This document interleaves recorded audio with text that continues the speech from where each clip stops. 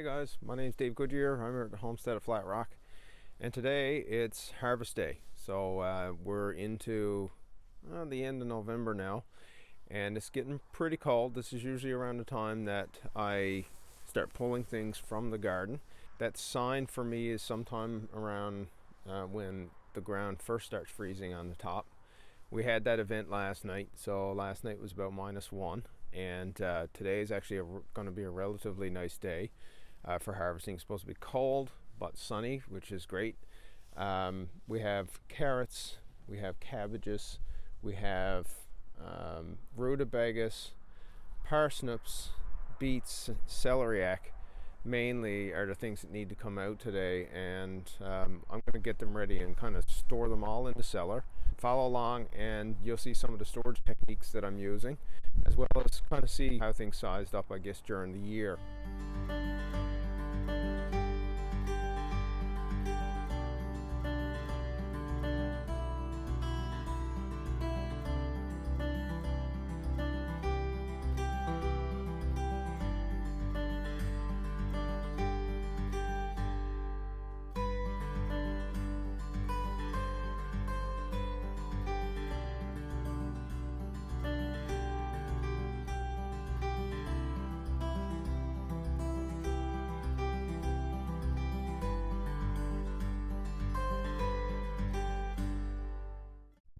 So right now I am using row covers on most stuff, and that was to protect from snow and whatnot. Most of these vegetables are actually fairly winter hardy, so even light frost or hard frost really don't matter a whole lot. But the first thing is get these row covers off, get everything out of the ground, and I'm going to show you kind of what I do in order to sort them and figure out which ones are going to be the best for storage and whatnot.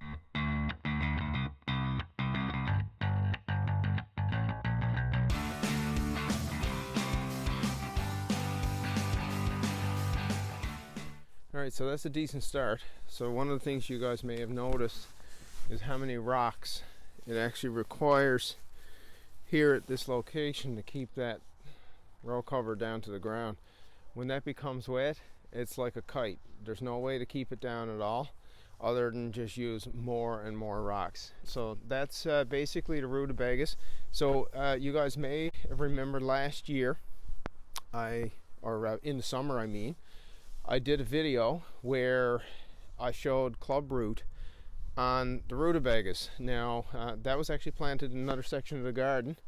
Since then I've realized that I have clubroot in a couple more spots in the garden, but I did plant a variety that's supposed to be resistant to certain races of clubroot.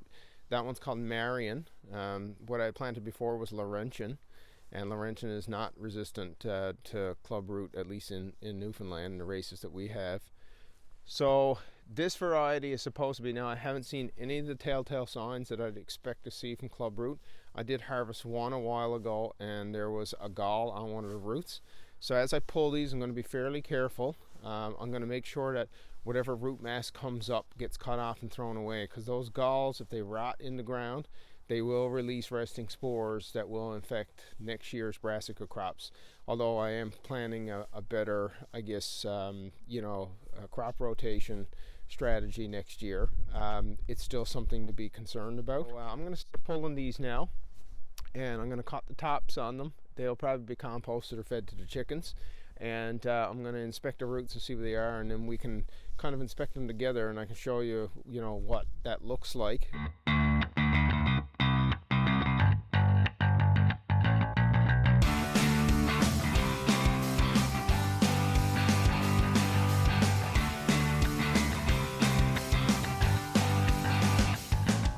Looking like a pretty good harvest of roots. Some small, some large. Keep in mind that they were planted mid-July, I think, seeded in cells. But like this guy, for instance, this is Marion. I don't see any galls or clubs on these roots. So this guy made it through. This one has some galling at the sides, but I don't see any extensive galling down on the root hairs further down. So this guy's pretty good. Like the percent, I guess, in terms of the amount of galls is very, very low. So that's promising for sure. Yeah, another one, no galling. This one had some minor galling on it. I think there was one gall I saw on one of the roots, which is really, really good. None. Now this one here does have some. It looked good everywhere else, but when I pulled it, you see that's a gall there. But no galls further down. Overall, it still looks like a pretty good root. But one of these actually had what looks like a hollow section going down through. So I need to check this guy for brown heart maybe. Although I haven't seen brown heart in the garden before, and I have had the garden tested for boron. It's quite possible, you never know, maybe this local area in the soil may not have had quite enough, although I did give them foliar sprays also. So I'm going to get these guys cleaned up, cut the galls and stuff off and the roots. I generally just cut the taproot on these. Cutting the taproot will help prevent it from wanting to root, I guess, in my storage medium, which is sawdust. In this case, it's damp sawdust. And it'll help them keep longer, and I've done this for several years and it seems to work really well, so that's my plan here again today. So once I have these all kind of cleaned up, we'll come back and I'll show you how I store them in I guess the sawdust medium and the crates. Alright, so all these rutabagas are pulled, and I've kind of done a quick grading on them now, so things that need to be used first and stuff that I know is going to store longer. So typically I look for things like wounds and whatnot in the flesh. This guy, for instance, appears to be pretty good. The only wound is from the taproot. So that's going to sit here and dry today, and then it'll go in sawdust, which I'll show you on the video. Even things like splits are fine as long as they're not open to the flesh inside. For the most part, that's a good rutabaga. Now, these guys are all ones that had clubroot. Now, I don't know what the severity is in terms of how much it will spread, let's say, in storage, but the galling on these was fairly low. So I'm hoping that they're actually going to be pretty good storage for rutabagas still. But my plan is to store all of the ones with clubroot separate from these, because they do have, you know, that particular issue. Now, one of these actually had what looked like insect damage in the taproot. This one didn't have clubroot at all, but I had to cut the taproot off, and you see the size of that wound is really big, which really opens up a large surface area for the potential for rot. Sometimes turnips dry over and kind of skin over.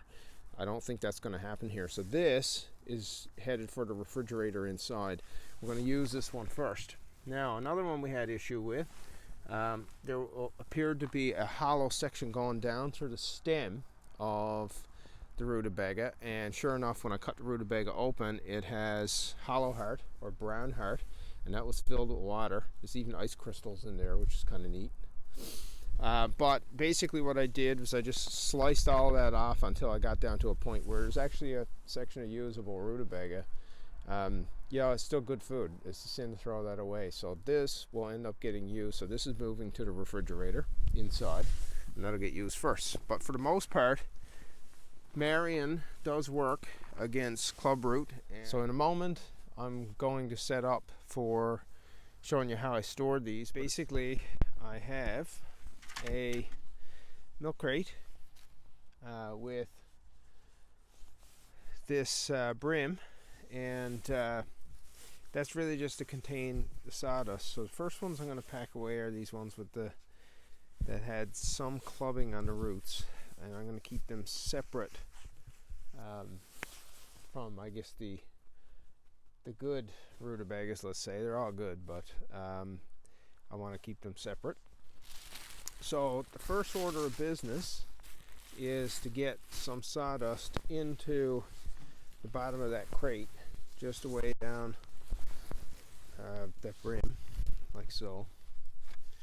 So just toss a bit in the bottom. Now this sawdust is damp, and it came from a fairly local sawmill. My dad brought it in from a guy that he knows. There's no oil or anything like that in it. It's just raw sawdust, and it is damp. and the dampness, it's not wet, so if I squeeze it I don't get water out of it. It just feels like there's moisture. And the main reason for that is to ensure that during the time that the cellar is cooling down to kind of that midwinter temperature where it's going to reach kind of 2 degrees, this provides a bit of a moisture buffer to prevent the rutabagas from, I guess, going soft. So the taproot area now that was cut, you see it's already skinned over. It's not wet anymore. So I try to arrange these in the crate in such a way that none of them are touching one another. So it's a little bit of a balancing act because you kind of have to figure out which ones are going to fit best first and kind of go with that. So it's a little bit of playing around to get them all in here. Like those two there, they fit nicely. Looks like this one right here is probably going to go right here, and then I can maybe fit this guy right here like that. So now I managed to get 4 into that one layer, and none of them are touching one another. So there's no touching points anywhere. And to ensure they don't touch, I'm going to make sure that I get some sawdust down in between them. And that's going to prevent places where moisture could potentially build up between them and potentially cause like rot in storage. So it's really about kind of getting that sawdust in between them and just packing it in there until basically it's level on the top. You can give that a bit of a shake every now and then, like so. Now luckily I don't have a lot to pack away. Well, luckily and unluckily I don't have a lot to pack away this year like I did last year. Last year I had a lot of rutabaga, and this year, well, because of that clubroot problem that I had, which I'll link here at the bottom or in the video or both. Basically that's why I only have as little as what I do. Okay, so I only have by the looks of it 2 more clubbed roots, and that will probably be enough to fill this crate. So here's the next one, and you see now there's enough layer of sawdust in here that when I put these in, they're not actually touching the ones below. They're sitting on top of a layer of sawdust. So there's a couple ways I could do this. Probably get it into the corner here as much as possible, and get it into this corner as much as possible. And there we go. So I'm going to fit these like this. Actually, that seems to work better. And there, that's it. So then I fill this to the top with that damp sawdust. You can see I'm just throwing it in like so. It's great having sawdust around. Sawdust tends to provide a really good moisture buffer for things in storage. That's why I use it for carrots and parsnips and pretty much everything, beets, anything that's a root. I don't use it for potatoes. Potatoes don't really need it. They tend to not really, I guess, transpire much moisture once they get to the point where it's cool in the cellar. That's it. And then this brim I just fold in. Sorry, my wire keeps getting in the way. Into the middle, and that's it. And then same thing on the other side. And that's all. That's all to it. And I'm not going to pack anything on top of this one. This one is going to be actually on the top, so I know I'm going to use it first. So that's it. That's packing rutabagas. So there's 6 rutabagas in there. It's quite heavy, but not unmanageable. It's actually a good manageable weight to move into the cellar. So I'm going to move on and do the rest of these guys and see what else I have left to do here in the garden today. All right, guys, these beets are amazing. So these were multi-sewn, some of them earlier than others. You can see, and these are decent sized beets. 2 of these guys actually grew together in one hole. and actually pushed each other apart. And you can see the size of these things, they're huge. So multi-sowing works, and honestly some of these weren't even sowed until kind of mid-July. Tubular beets this year did really well, and you can see these were multi-sown 4 to a module. And I mean, look at my hand is compared to the size of this thing. I can't even get my hand around it. So these guys are huge, great big tubular beets. Yeah, Cylindra I think is this variety. But you can see, and they all just curl around one another. And yeah, there you go, multi-sown beets. Usually you always end up with one that's dominant and then a few other ones that are, and I could have pulled the smaller ones earlier to let them all size up, but we got plenty of produce in the garden, so you know, not really any need. The greens and stuff, we got loads of greens we produce in our winter greenhouse. So this is all going to be chicken food. So I'm going to do the same thing with these now. I'm going to pull these and grade them and get the greens and stuff cut off them and store them in a similar way as the rutabagas.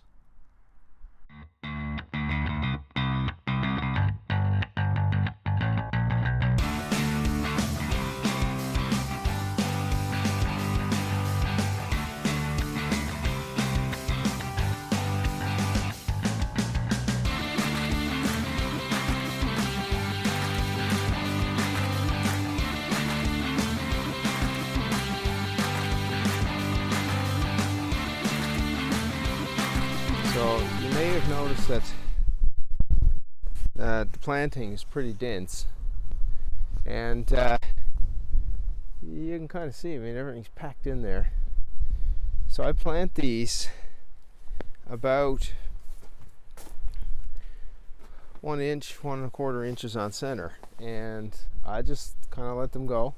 I don't really thin them, and I get a distribution of sizes, mostly medium, but there's this one clump here that, you can see they're all large carrots.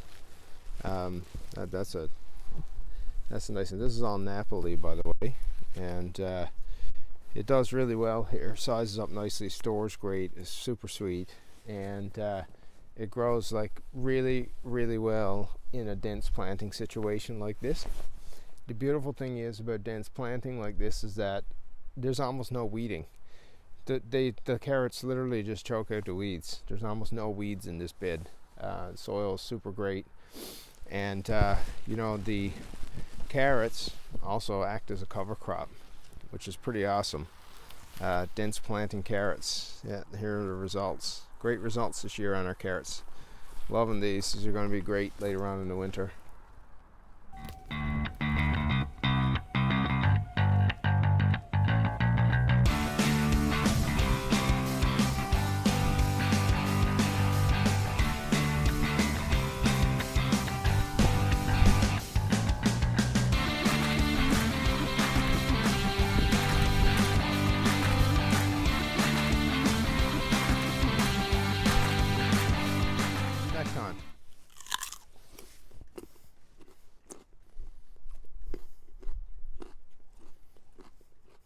Wow.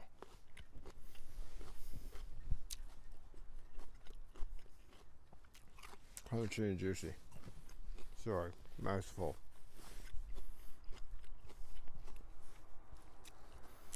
It's gonna be great to bite into this mid-April. Right out of the cellar.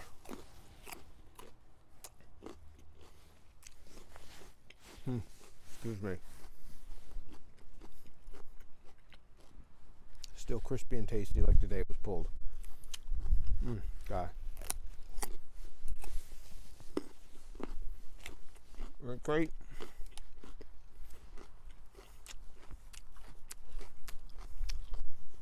Harvesting carrots from this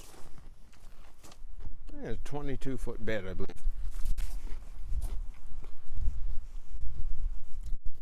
You know, distribution of sizes and shapes.